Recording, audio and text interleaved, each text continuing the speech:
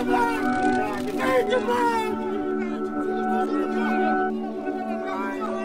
very existence of so-called Chinese Communist Party not only threat the Tibetan identity and their livelihood, but it is the threat for the global community and global humanity.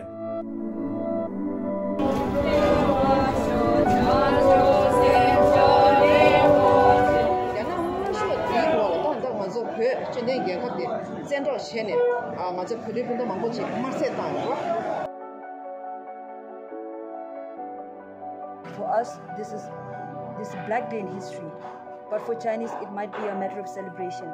But we consider this as a century of bloodshed, torture and oppression. Well, I think as a Tibetan, it's very sad that China is CCP is celebrating their 100th anniversary, and there is no proud of that. China has not gained the legitimacy from the Tibetan people. So that's why we are here to mark this day as a protest, as a form of protest, and defy Chinese illegal occupation of Tibet.